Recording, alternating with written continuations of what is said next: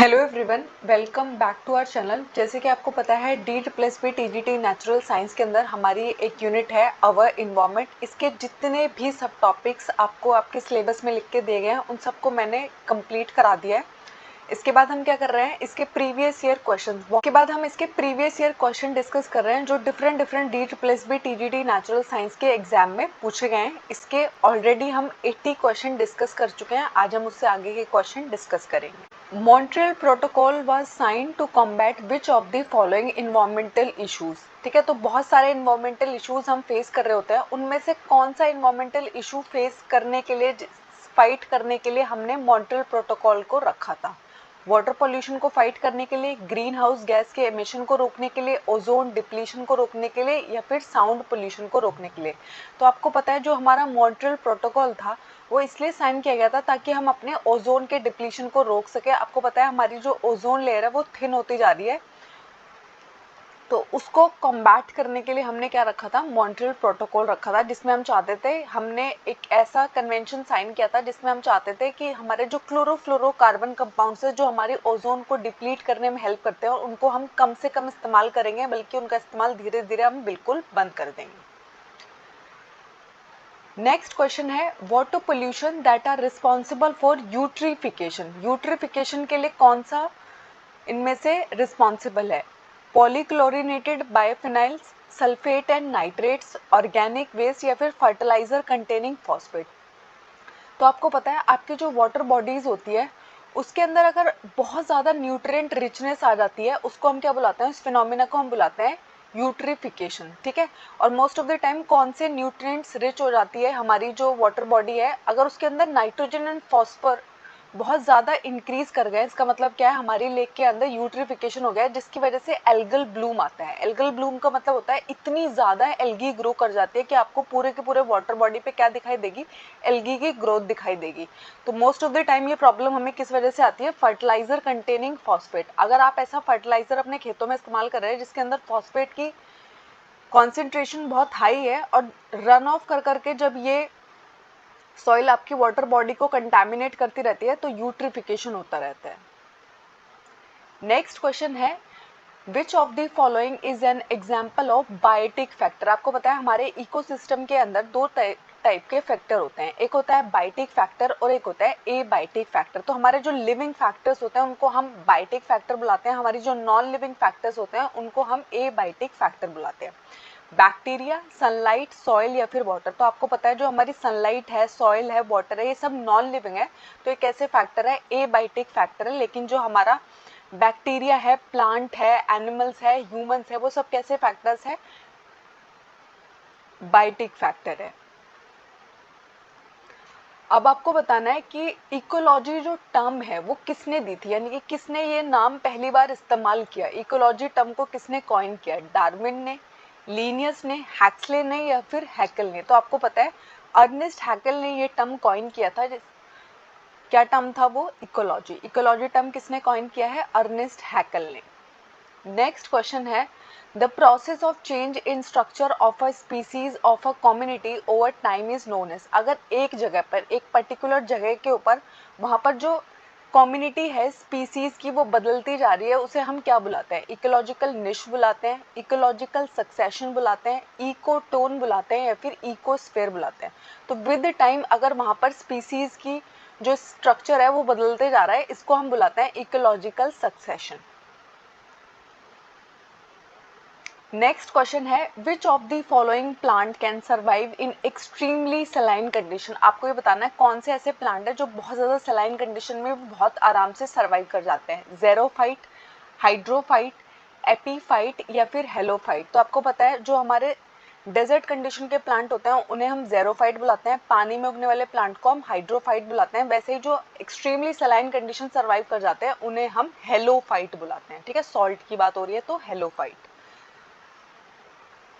Next question है, which of the following is a primary producer in a food chain. आपको ध्यान रखना है कि आपसे प्राइमरी कंज्यूमर पूछा गया या प्राइमरी प्रोड्यूसर पूछा गया। तो प्रोड्यूसर का मतलब होता है जो एनर्जी को कन्वर्ट कर रहा है, सबसे पहले जो एनर्जी बना रहा है उसे हम क्या बोलते हैं, प्राइमरी प्रोड्यूसर बोलते हैं। ईगल, स्नेक, फ्रॉग या ग्रीन प्लांट? तो आपको पता है प्राइमरी प्रोड्यूसर का रोल कौन प्ले करता है? हमारे जो ग्रीन प्लांट्स है, हमारी जो एल्गी है और हमारे कुछ सर्टेन बैक्टीरिया ऐसे होते हैं जो फोटोसिंथेसिस कर सकते हैं, उनको हम क्या बुलाते हैं? प्राइमरी प्रोड्यूसर बुलाते हैं। नेक्स्ट क्वेश्चन है what are the common feature between Rhizobium and Azospirillum? ठीक है, तो आपको बताना है इनके बारे में क्या कॉमन फीचर है। ये दोनों के दोनों प्लांट्स को नुकसान पहुंचाते हैं, ये दोनों के दोनों नाइट्रोजन फिक्स करने वाले फंजाई के नाम है, ये दोनों पैरासाइट का रोल प्ले करते हैं, ये दोनों नाइट्रोजन फिक्सिंग बैक्टीरिया। तो आपको पता है हमारे एटमॉस्फेयर में सबसे अबंडेंट गैस है नाइट्रोजन, अराउंड 78%, जिसको हम डायरेक्टली यूटिलाइज नहीं कर सकते, प्लांट भी डायरेक्टली यूटिलाइज नहीं कर सकते। उसको इस्तेमाल करने के लिए हमें क्या करना पड़ता है? उसको फिक्स करना पड़ता है, नाइट्रोजन फिक्स करनी पड़ती है। नाइट्रोजन फिक्सिंग प्रोसेस में हमारी हेल्प करते हैं कुछ बैक्टीरिया जिनका नाम क्या है? राइजोबियम एंड एजोस्पाइरलम, जो क्या है? नाइट्रोजन फिक्सिंग बैक्टीरिया है। तो हमारे राइजोबियम एंड एजोस्पाइरलम कौन है? नाइट्रोजन फिक्सिंग बैक्टीरिया के टाइप है। नेक्स्ट क्वेश्चन है which of the following is not a green house gas? आपको पता है बहुत सारी गैस ऐसी है जो क्या करती हैं? ग्रीन हाउस गैस फिनोमिना को इंक्रीज करती है। आपको बताना है इनमें से कौन सी ग्रीन हाउस गैस नहीं है। CO2, SO2, N2O या फिर ओजोन? तो आपको पता है जो हमारी कार्बन डाइऑक्साइड है, हमारी मीथेन है, हमारी ओजोन है, हमारी जो वाटर वेपर है, ये सब हमारी कैसी गैसेज है? Green house gas. लेकिन हमारी जो सल्फर डाइऑक्साइड गैस है वो एक पॉल्यूटेंट का रोल जरूर प्ले करती है, लेकिन वो ग्रीन हाउस गैस का रोल प्ले नहीं करती है। ठीक है, नेक्स्ट क्वेश्चन है the buildup of toxins in a food chain is known as? अगर आपकी फूड चेन के अंदर बहुत सारे टॉक्सिन जो है वो बढ़ते जा रहे हैं, हर ट्रॉपिक लेवल पे उनका लेवल इंक्रीज होते जा रहा है, तो इसके लिए आप कौन सा टर्म इस्तेमाल करते हो? Bio augmentation, bio accumulation, bio degradation या फिर बायो मैग्निफिकेशन? तो अगर आपको पता है हर ट्रॉपिक लेवल के साथ टॉक्सिन्स का लेवल अगर इंक्रीज होते जा रहा है, उनकी कॉन्सेंट्रेशन अगर इंक्रीज होती जा रही है, इस फिनोमिना को हम टर्म करते हैं एज बायो मैग्निफिकेशन। ठीक है, आपको पता है एक बार जो प्रॉब्लम आ गई थी, हम अपने खेतों में है ना DDT को एज अ इंसेक्टिसाइड इस्तेमाल करते थे। ठीक है, फिर उसी को क्रॉप को हम खाते हैं, फिर हमें बहुत सारे एनिमल्स भी खाते हैं डेड एंड डिके होने के बाद। तो एक बर्ड था पेलिकन बर्ड, उसके जो एग थे वो इतने वीक होने लगे थे कि उनका जो चिकन है वो हैच कर पाए उससे पहले ही वो क्या होते थे? टूट जाते थे। ठीक है, उसका जो बेबी है उससे हैच कर पाए उससे पहले ही वो टूट जाते थे। और ये प्रॉब्लम किसकी वजह से आई? क्योंकि DDT की कॉन्सेंट्रेशन हर एक ट्रॉपिक लेवल के साथ बहुत ज़्यादा इंक्रीज होती जा रही थी। विच of the following type of radiation do green house gas emit? आपकी जो ग्रीन हाउस गैस है वो किस टाइप की रेडिएशन को एमिट करती है? UV रेस को, अल्ट्रावायलेट रेडिएशन जिसको हम कहते हैं, इंफ्रारेड को, विजिबल को या फिर गामा को? तो हमारी जो ग्रीन हाउसेस गैस होती है वो इंफ्रारेड रेस को एमिट करती हैं।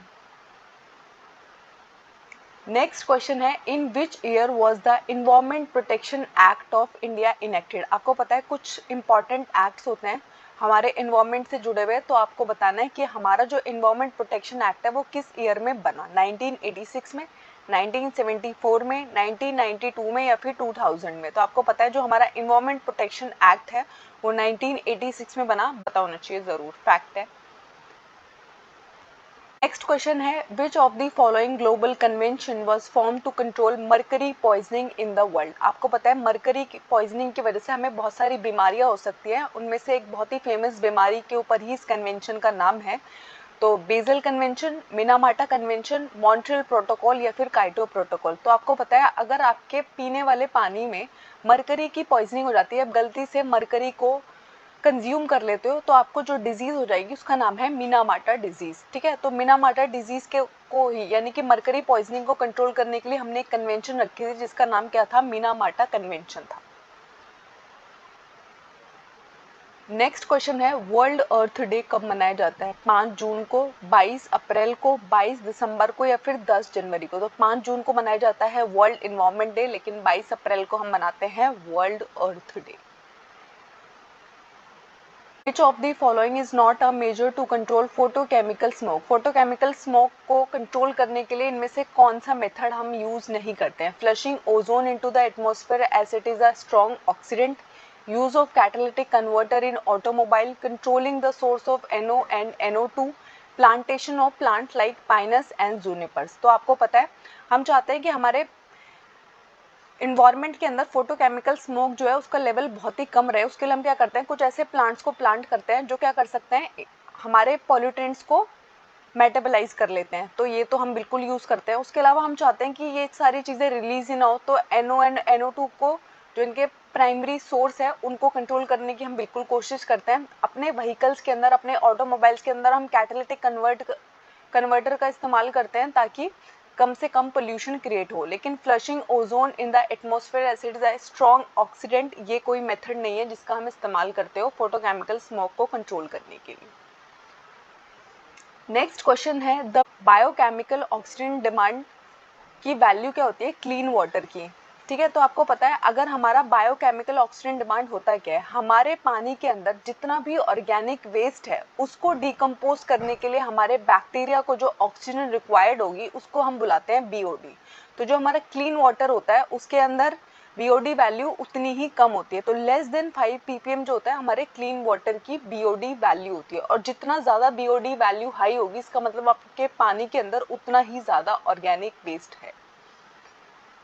नेक्स्ट क्वेश्चन है, choose the most appropriate sequence in the case of waste management. अगर आप वेस्ट मैनेजमेंट को कंट्रोल कर रहे हो तो कौन सा सीक्वेंस आप फॉलो करोगे, reuse, recycle, disposal, prevention, reuse, recycle, prevention and disposal, prevention, reuse, recycle, disposal, prevention, recycle, reuse, disposal. तो देखो जब आप वेस्ट मैनेज करने की कोशिश करते हो सबसे पहले तो आपको प्रिवेंट करना है, यानी कि कम से कम कूड़ा आप क्रिएट करो, वेस्ट को आप क्रिएट ही ज़्यादा मत करो। ठीक है, अगर क्रिएट हो रहा है तो उसको दोबारा से इस्तेमाल करने की कोशिश करो। अगर आपने प्लास्टिक बॉटल को कहीं से लिया है, आपके घर में किसी चीज़ में कोई चीज़ प्लास्टिक की बॉटल में आई है, उसको आप दोबारा से इस्तेमाल करने की कोशिश करो। ठीक है, अगर वो सिंगल यूज़ प्लास्टिक नहीं है तो। ठीक है, उसके बाद आप उसे रिसाइकल करने की कोशिश करो। ठीक है, और अगर उसके बाद भी काम नहीं चल रहा तो आपको डिस्पोजल करना है। तो क्या सीक्वेंस होता है, prevention, reuse, recycle and disposal.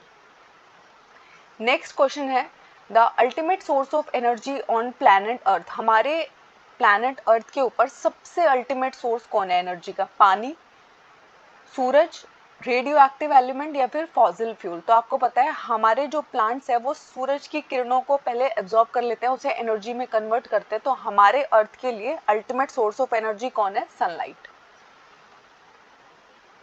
उसके बाद आपको ग्रीन हाउस गैस आइडेंटिफाई करनी है, water vapour, ozone, carbon monoxide और नाइट्रोजन। तो आपको मैंने बताया वाटर वेपर जो है वो ग्रीन हाउस गैस होती है, ओजोन जो है वो ग्रीन हाउस गैस होती है, कार्बन मोनोऑक्साइड जो है वो पॉल्यूटेंट होता है लेकिन वो ग्रीन हाउस गैस नहीं होती, सल्फर डाइऑक्साइड भी हमारी ग्रीन हाउस गैस नहीं होती, नाइट्रोजन तो हमारे नेचर में 78% है तो वो भी हमारी ग्रीन हाउस गैस नहीं होती है। नाइट्रोजन के जो ऑक्साइड है वो रोल प्ले कर सकते हैं ग्रीन हाउस गैस का, लेकिन सिर्फ नाइट्रोजन ये रोल प्ले नहीं करती है। तो वाटर वेपर एंड ओजोन जो है, A एंड B जो है वो हमारी कैसी गैसेज है, ग्रीन हाउस गैसेज है। नेक्स्ट क्वेश्चन है आपको, LPG, लिक्विफाइड पेट्रोलियम गैस। आपके घरों में जो LPG सिलेंडर इस्तेमाल किया जाता है उसका सबसे मेजर कॉन्स्टिट्यूएंट कौन है, किससे मिलकर वो सबसे ज़्यादा बना होता है, ये आपको बताना है। ब्यूटेन, मीथेन, इथीन या फिर नन ऑफ दीज। तो आपको पता है जो हमारी गोबर गैस होती है जिसको हम बायोगैस बुला रहे होते हैं उसका मेन कॉन्स्टिट्यूएंट होता है मीथेन, लेकिन जो हमारी लिक्विफाइड पेट्रोलियम गैस होती है, LPG सिलेंडर हमारे घरों में जो इस्तेमाल किया जाता है उसका मेन कॉन्स्टिट्यूएंट होता है ब्यूटेन। नेक्स्ट क्वेश्चन है, if the concentration of nitrates in water exceed 50 ppm it lead to. तो आपको पता है हमारे अवर इन्वायरमेंट के टॉपिक में एक टॉपिक दिया हुआ है, international standard for drinking water. ठीक है, तो उसके अंदर ये टॉपिक मैंने आपको, हमारी जो थर्ड थ्योरी की क्लास हुई है अवर इन्वायरमेंट की, उसके अंदर मैंने ये टॉपिक आपको कराया। तो अगर आपके पीने वाले पानी के अंदर नाइट्रेट्स की कॉन्सेंट्रेशन 50 ppm से ज़्यादा एक्सीड कर जाए तो आपको कौन सी प्रॉब्लम होगी, ब्लू बेबी सिंड्रोम हो जाएगा, लेग्जिटिव इफेक्ट हो जाएगा, डैमेज ऑफ किडनी हो जाएगा, या फिर आपका गैस्ट्रोइंटेस्टाइनल ट्रैक्ट की डिजीजेज आपको हो जाएगी। तो मैंने आपको बताया कि अगर नाइट्रेट की कॉन्सेंट्रेशन आपके पीने वाले पानी में 50 ppm से ज़्यादा एक्सीड कर जाती है तो आपको जो बीमारी हो जाती है उसको हम बोलते हैं ब्लू बेबी सिंड्रोम। ठीक है, नेक्स्ट क्वेश्चन है, एक्सेसिव सल्फेट। अगर 500 ppm से भी ज़्यादा सल्फेट आपके पीने वाले पानी के अंदर मिल रहा है तो इसकी वजह से आपको क्या प्रॉब्लम हो सकती है, ब्लू बेबी सिंड्रोम हो जाएगा, लेग्जिटिव इफेक्ट हो जाएगा, किडनी को डैमेज हो जाएगा, या फिर GI ट्रैक्ट की डिजीज़ आपको हो जाएगी। तो अगर आपके पीने वाले पानी के अंदर नाइट्रेट्स बहुत ज़्यादा है तो क्या प्रॉब्लम हो जाती है, ब्लू बेबी सिंड्रोम प्रॉब्लम हो जाती है। लेकिन अगर सल्फेट का कॉन्सेंट्रेशन हाई है तो आपको लेग्जिटिव इफेक्ट नाम की प्रॉब्लम हो सकती है। नेक्स्ट क्वेश्चन है, अगर आपके पीने वाले पानी के अंदर फ्लोराइड की कॉन्सेंट्रेशन 2 ppm से ज़्यादा हो जाती है तो कौन सी प्रॉब्लम होती है? Brown mottling of teeth, laxative effect, methaemoglobinaemia, kidney damage. तो आपको पता है ब्लू बेबी सिंड्रोम तो हमें होता है नाइट्रेट की वजह से, लेक्सेटिव इफेक्ट हमें होता है सल्फेट की वजह से, लेकिन जो ब्राउन मॉटलिंग ऑफ टीथ है, आपके जो दांत है वो बहुत ही ब्राउन होने लग जाते हैं, खराब हो जाते हैं, टेढ़े मेढ़े हो जाते हैं, वो किसकी वजह से होता है? फ्लोराइड कॉन्सेंट्रेशन अगर आपके पीने वाले पानी में 2 ppm से ज़्यादा है। ठीक है, नेक्स्ट क्वेश्चन है, अगर आपको ये पॉल्यूटेंट बहुत ज़्यादा एक्सपोजर आपका होता रहे तो आपको लंग कैंसर कॉज कर सकता है, आपको लंग कैंसर हो जाएगा अगर इस वाले पॉल्यूटेंट से आप बहुत ज़्यादा देर तक एक्सपोज रहते हैं, बहुत ज़्यादा लंबे टाइम तक एक्सपोज रहते हैं। कैडमियम, मरकरी, सिल्वर या फिर सिलेनियम। तो हमारा जो कैडमियम होता है ना, अगर उससे हमारा आपका एक्सपोजर डेली है, बहुत लंबे टाइम तक आपका उसका एक्सपोजर डेली हो रहा है, तो आपको लंग कैंसर हो सकता है। किसकी वजह से? कैडमियम की वजह से।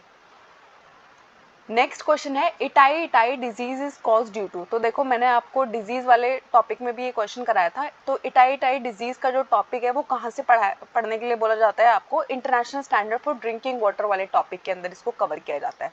ठीक है, तो जो इटाई डिजीज होती है वो आपको किसकी वजह से होती है? लेड की वजह से, मरकरी की वजह से, सिल्वर की वजह से या फिर कैडमियम की वजह से। तो अगर आपके पीने वाले पानी के अंदर बहुत ज़्यादा कैडमियम का लेवल इंक्रीज हो रहा है तो आपको कौन सी बीमारी हो जाएगी? इटाई नाम की बीमारी आपको हो जाती है।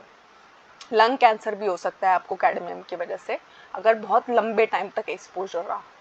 उसके बाद नेक्स्ट डिजीज़ है कि मरकरी के साथ अगर मिक्स हो रहा है आपके पानी के अंदर, आपको मरकरी अगर मिल रहा है तो आपको कौन सी बीमारी हो जाएगी? पानी के अंदर ही अगर वैसे भी मरकरी मिल रहा है तो आपको ये बीमारी हो जाएगी। रिकेट्स, पोलियो, मिनामाटा या फिर इटाई। तो मैंने आपको बताया कि मिनामाटा डिजीज़ जो होती है वो हमें मरकरी की वजह से होती है, इटाई डिजीज़ जो हमें होती है वो कैडमियम की वजह से होती है। और मरकरी पॉइजनिंग को कंट्रोल करने के लिए जो कन्वेंशन हमने रखा था उसका नाम भी क्या है? मिनामाटा कन्वेंशन नाम है उसका। नेक्स्ट क्वेश्चन है, यूवी रेस की वजह से आपको क्या प्रॉब्लम हो सकती है? आपकी जो अल्ट्रावायलेट रेडिएशन है जिनको हमारे अर्थ पर आने से कौन रोकते हैं? हमारी ओजोन लेयर रोकती है, जो कहाँ पर प्रेजेंट होती है? स्ट्रेटोस्फेयर लेयर में प्रेजेंट होती है। तो कौन कौन सी बीमारी आपको इसकी वजह से हो सकती है? Skin cancer, mutation, cataract, snow blindness या फिर ऑल ऑफ दिस। तो अगर आपकी अल्ट्रावायलेट रेडिएशन आपके अर्थ पर पेनिट्रेट कर जाती है, आपका उनसे एक्सपोजर होता है, तो आपको स्किन कैंसर भी हो सकता है, आपके डीएनए में म्यूटेशन आ सकती है, इवन प्लांट के डीएनए में म्यूटेशन आ सकती है, एनिमल्स के डीएनए में म्यूटेशन आ सकती है, आपको कैटरैक्ट हो सकता है, आपको स्नो ब्लाइंडनेस भी हो सकती है। तो all of these. Next question है, which of the following is not a main objective of Ganga Action Plan. तो आपकी गंगा को क्लीन रखने के लिए एक एक्शन प्लान बनाया गया है, तो उसका जो है मेन ऑब्जेक्टिव नहीं है ये इलेक्ट्रिसिटी को जनरेट करना, वाटर क्वालिटी को इम्प्रूव करना, डोमेस्टिक सीवेज का ट्रीटमेंट करना या फिर आपका इंडस्ट्रियल केमिकल वेस्ट जो आ रहा है उसका डाइवर्जन करना। तो आपको पता है हमारी जितनी भी मेजर रिवर्स हैं उनमें से एक मेजर रिवर कौन है? गंगा है। गंगा के पानी के अंदर गंदगी का लेवल बहुत ज़्यादा इंक्रीज होते जा रहा है, तो उसको क्लीन रखने के लिए, उसके पानी को रेजिन्यूमेटेड रखने के लिए हमने एक प्लान स्टार्ट किया है।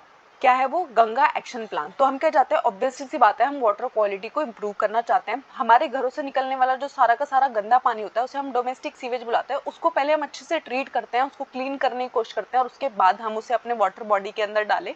ठीक है, और इंडस्ट्रीज से आने वाला जो केमिकल्स है उसका भी हम डाइवर्जन करने की कोशिश करते हैं, क्योंकि अगर आप अपने सारे केमिकल्स को डायरेक्टली अपने वाटर बॉडी के अंदर, गंगा के अंदर फ्लश कर दोगे तो क्या होगा? आपकी जो वाटर की क्वालिटी है गंगा की वो बहुत ख़राब हो जाएगी। तो ये सब हमारे मेन ऑब्जेक्टिव है, लेकिन इलेक्ट्रिसिटी जनरेट करना हमारा उतना मेजर ऑब्जेक्टिव नहीं है गंगा एक्शन प्लान के अंदर।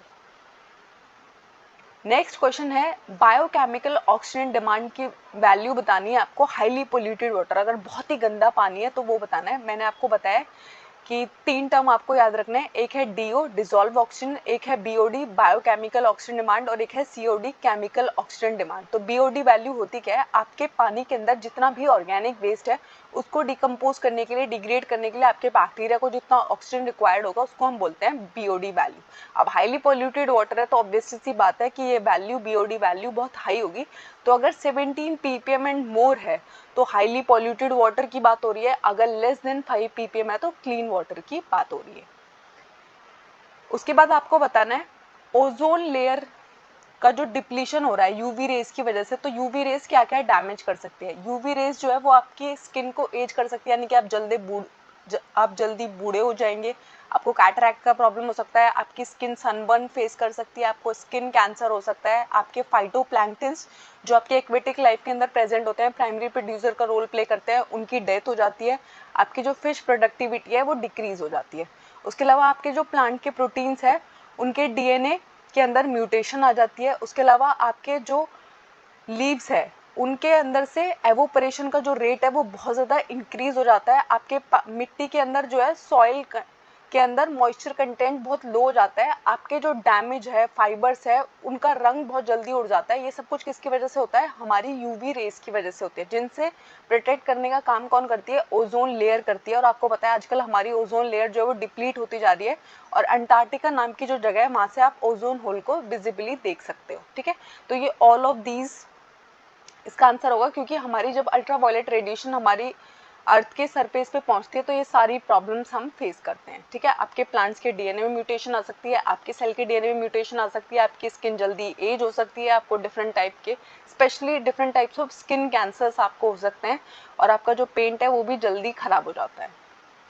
नेक्स्ट क्वेश्चन है, photochemical smoke can be control. हम है ना फोटोकेमिकल स्मोक को कंट्रोल करने के लिए कौन कौन से मेथड इस्तेमाल करते हैं। प्राइमरी प्रिकर्सर को कंट्रोल करने की कोशिश करते हैं, सेकेंडरी प्रिकर्सर को कंट्रोल करने की कोशिश करते हैं, अपने ऑटोमोबाइल्स के अंदर कैटालिटिक कन्वर्टर का इस्तेमाल करते हैं। ठीक है, उसके अलावा आप ऐसे प्लांट्स को प्लांट करते हो जो क्या कर सकते हैं, आपके जितने भी ऑक्साइड रिलीज हो रहे हैं नाइट्रोजन के उनको अपने अंदर मेटाबोलाइज कर लेते हैं, ताकि फोटोकेमिकल स्मोक जो है वो कंट्रोल हो सके। ठीक है, तो ये सारे के सारे मेथड का हम इस्तेमाल करते हैं, तो हमारा आंसर क्या होगा, all of the above. In questions के साथ हमारा आवर इन्वायरमेंट का जो यूनिट है वो कंप्लीट हो गया है। आई होप इसमें आपको कोई डाउट नहीं है। अगर कोई डाउट है मुझे कमेंट्स में ज़रूर बताइएगा। हमारे चैनल को लाइक कीजिएगा, शेयर कीजिएगा, सब्सक्राइब कीजिएगा।